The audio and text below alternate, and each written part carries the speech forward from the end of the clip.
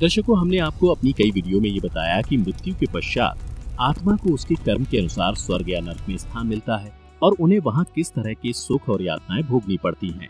परंतु आज मैं आपको यमलोक के मार्ग का वर्णन बताने जा रहा हूँ, जिसका विवरण गरुड़ पुराण में किया गया है। गरुड़ पुराण में बताया गया है कि किस प्रकार पुण्य आत्मा बड़ी ही आसानी और सुखी पूर्वक 84,000 योजन में फैले इस मार्ग को पार कर जाते हैं, जबकि पापी आत्मा को इस मार्ग में किस तरह की यातनाएं भोगनी पड़ती हैं। तो चलिए बिना किसी देरी के अब वीडियो शुरू करते हैं। नमस्कार दर्शकों, द डिवाइन टेल्स पर आपका एक बार फिर से स्वागत है।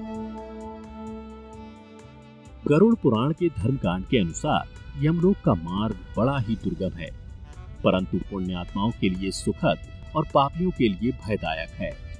गरुड़ पुराण की माने तो यमलोक के मार्ग का विस्तार 86,000 योजन में है। जो मनुष्य जीवित रहते दान करते हैं वे उस मार्ग में सुख से जाते हैं, और जो धर्म से हीन होते हैं वो उनको मृत्यु के पश्चात इस मार्ग में कई तरह की पीड़ा सहनी पड़ती है। पापी मनुष्य यमलोक के मार्ग में दीन भाव से जोर जोर से रोते चिल्लाते जाते हैं। इतना ही नहीं, यमराज के दूत भी इस मार्ग में पापी आत्मा पर चाबुक आदि से तथा अनेक प्रकार के आयुधों से उन पर आघात करते रहते हैं, और वे इधर उधर भागते हुए बड़े कष्ट से उस पथ पर चल पाते हैं। वहाँ कहीं कीचड़ है, कहीं जलती हुई आग है, कहीं तपाई हुई बालू बिछी है, तो कहीं तीखी धार वाली शिलाएं हैं, कहीं कांटेदार वृक्ष हैं, और कहीं ऐसे ऐसे पहाड़ हैं जिनकी शिलाओं पर चढ़ना अत्यंत दुखदायक होता है। उस मार्ग में कहीं कंकड़ हैं, कहीं ढेले हैं, और कहीं सुई के समान कांटे बिछे हैं, तथा कहीं बाघ गरजते रहते हैं। इस प्रकार पापी मनुष्य भांति भांति के क्लेश उठाते हुए यात्रा करते हैं। कोई पाश में बंधे होते हैं तो कोई अंकुशों से खींचे जाते हैं, और किन्हीं की पीठ पर अस्त्र शस्त्रों की मार पड़ती है। इस दुर्दशा के साथ पापी उस मार्ग पर जाते हैं। किन्हीं की नाक छेद कर उनमें नकेल डाल दी जाती है और उसी को पकड़कर खींचा जाता है। कोई आंतों से बंधे रहते हैं, और कुछ पापी अपने शिश्न के अग्रभाग से लोहे का भारी भार ढोते हुए यात्रा करते हैं। उस मार्ग में कहीं विश्राम के लिए छाया और पीने के लिए जल तक नहीं है। अतः पापी लोग जानकर या अनजाने में किए हुए अपने पाप कर्मों के लिए शोक करते हुए अत्यंत दुख से इस मार्ग में यात्रा करते हैं। वहीं जो मनुष्य उत्तम बुद्धि वाले, मानव, धर्मनिष्ठ और दानशील होते हैं, वे अत्यंत सुखी होकर धर्मलोक की यात्रा करते हैं। अन्न देने वाले स्वादिष्ट अन्न का भोजन करते हुए जाते हैं। जिन्होंने जलदान किया है वे भी अत्यंत सुखी होकर उत्तम दूध पीते हुए यात्रा करते हैं। मट्ठा और दही दान करने वाले तत्संबंधी भोग प्राप्त करते हैं। साथ ही घृत, मधु और दूध का दान करने वाले पुरुष सुधा पान करते हुए धर्म मंदिर को जाते हैं। साग देने वाला खीर खाता है, और दीप देने वाला संपूर्ण दिशाओं को प्रकाशित करते हुए जाता है। इतना ही नहीं, वस्त्र दान करने वाला पुरुष दिव्य वस्त्रों से विभूषित होकर यात्रा करता है। जिसने आभूषण दान किया है वह उस मार्ग पर देवताओं के मुख से अपनी स्तुति सुनाता हुआ जाता है। गोदान के पुण्य से मनुष्य सब प्रकार के सुख भोग से संपन्न होकर जाता है। घोड़े, हाथी तथा रथ की सवारी का दान करने वाला पुरुष संपूर्ण भोगों से युक्त विमान द्वारा धर्मराज के मंदिर को जाता है। जिस श्रेष्ठ पुरुष ने माता पिता की सेवा शुश्रूषा की है वह देवताओं से पूजित हो प्रसन्न चित्त होकर धर्मराज के घर जाता है। जो यतियों, व्रतधारियों तथा श्रेष्ठ ब्राह्मणों की सेवा करता है वह बड़े सुख से धर्मलोक को जाता है। जो संपूर्ण भूतों के प्रति दया भाव रखता है वह द्विज देवताओं से पूजित हो सर्वभोग समन्वित विमान द्वारा यात्रा करता है।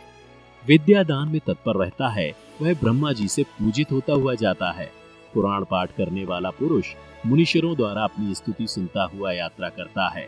इस प्रकार धर्मपरायण पुरुष सुख पूर्वक धर्मराज के निवास स्थान को जाते हैं।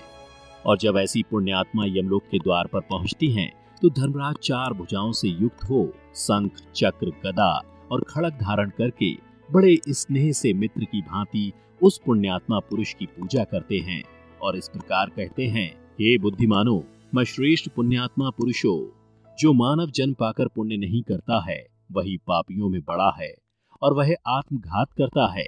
जो अनित्य मानव जन्म पाकर उसके द्वारा नित्य वास्तु धर्म का साधन नहीं करता वह घोर नरक में जाता है। उससे बढ़कर जड़ और कौन होगा। यह शरीर यातना रूप है और मल आदि के द्वारा अपवित्र है। जिस पर विश्वास करता है उसे आत्मघाती समझना चाहिए। सब भूतों में प्राणधारी श्रेष्ठ है, उनमें भी जो बुद्धि से जीवन निर्वाह करते हैं वे श्रेष्ठ हैं। उनसे भी मनुष्य श्रेष्ठ हैं।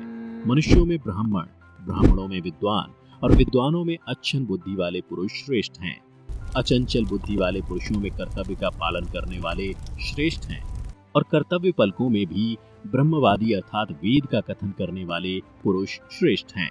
ब्रह्मवादियों में भी वह श्रेष्ठ कहा जाता है जो ममता आदि दोषों से रहित हो। इनकी अपेक्षा भी उस पुरुष को श्रेष्ठ समझना चाहिए जो सदा भगवान के ध्यान में तत्पर रहता है। इसलिए सर्वथा प्रयत्न करके सदाचार और ईश्वर की भक्ति रूप धर्म का संग्रह करना चाहिए। धर्मात्मा जीव सर्वत्र पूजित होता है, इसमें संशय नहीं है। तुम लोग संपूर्ण भोगों के संपन्न पुण्य लोक में जाओ। यदि कोई पाप है तो पीछे यहीं आकर उसका फल भोगना। ऐसे दिव्य वचन कहने के बाद यमराज उन पुण्यात्माओं की पूजा करके उन्हें सदगति को पहुंचा देते हैं। वहीं पापियों को बुलाकर उन्हें काल दंड से डराते हुए फटकारते हैं। उस समय उनकी आवाज प्रलय काल के मेघ के समान भयंकर होती है और उनके शरीर की कांति कज्जलगिरी के समान जान पड़ती है। उनके अस्त्र शस्त्र बिजली की भांति चमकते हैं, जिनके कारण वे बड़े भयंकर जान पड़ते हैं। उनकी 32 भुजाएं हो जाती हैं। शरीर का विस्तार 3 योजन का होता है। उनकी लाल लाल और भयंकर आंखें बावड़ी के समान जान पड़ती हैं।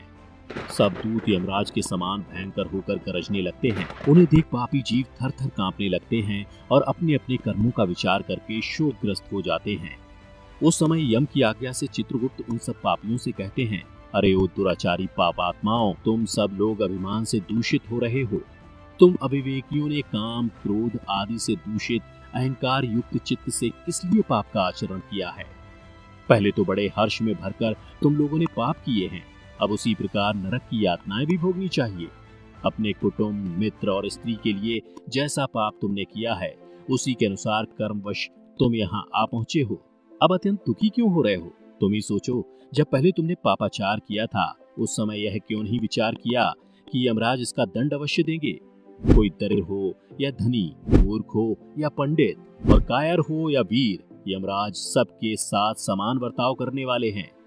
चित्रगुप्त का यह वचन सुनकर वे पापी भयभीत हो अपने कर्मों के लिए शोक करते हुए चुपचाप खड़े रह जाते हैं। तब यमराज की आज्ञा का पालन करने वाले क्रूर, क्रोधी और भयंकर दूत इन पापियों को बलपूर्वक पकड़कर नरकों में फेंक देते हैं।